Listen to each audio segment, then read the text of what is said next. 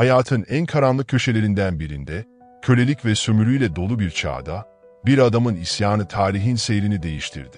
Spartaküs, Trakyalı bir gladyatör olarak arenalarda dövüşmekle kalmadı.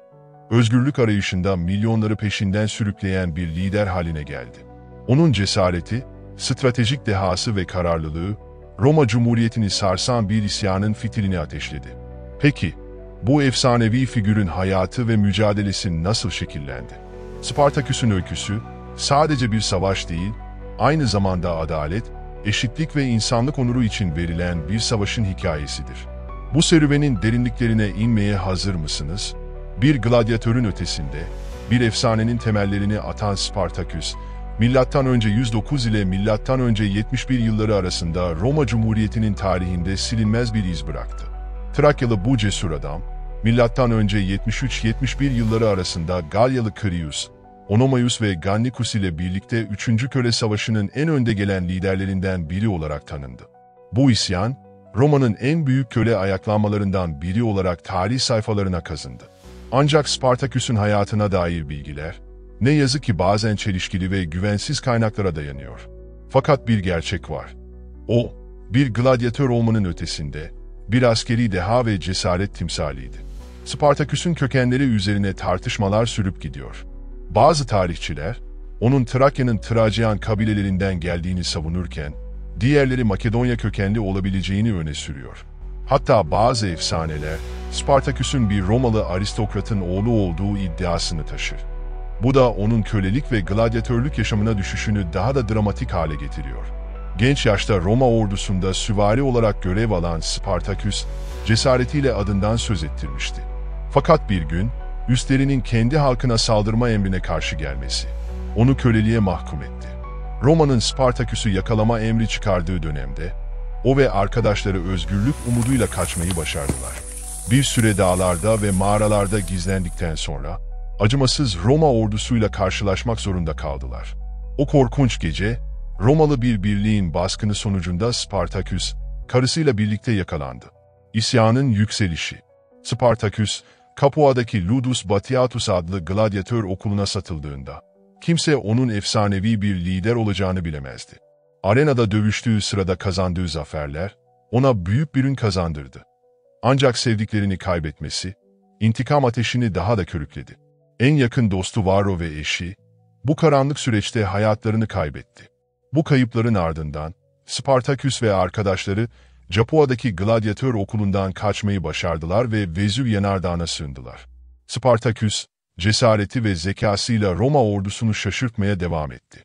Gaius Claudius Glaber liderliğindeki 3000 kişilik Roma ordusu tarafından kuşatıldığında, Asma Dağları'ndan yaptığı halatlarla düşmanını alt etti.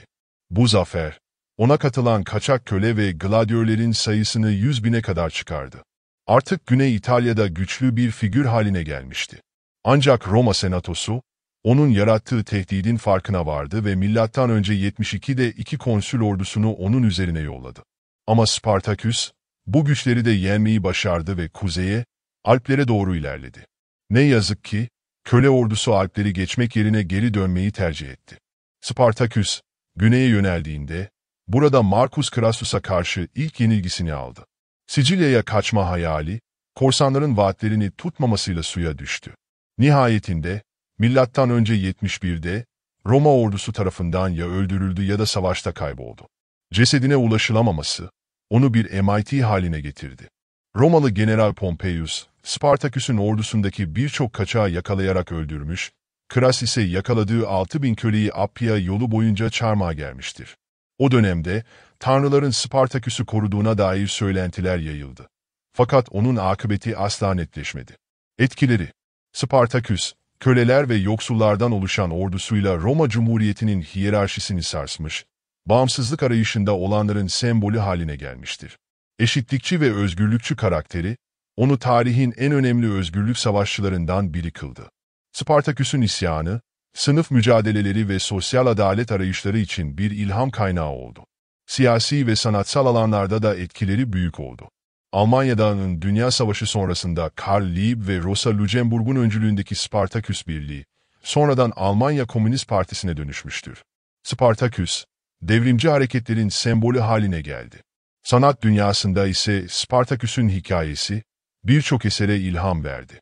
Howard Fast'ın Spartaküs adlı romanı 1960 yılında sinemaya uyarlandı.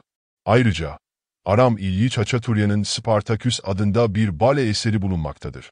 Fast'ın romanı, Stars kanalı tarafından dizi haline getirilmiş ve Spartaküs, Blood and Sand, 2010 ile devam serileri, bu efsanevi karakterin hikayesini modern izleyiciye ulaştırmıştır.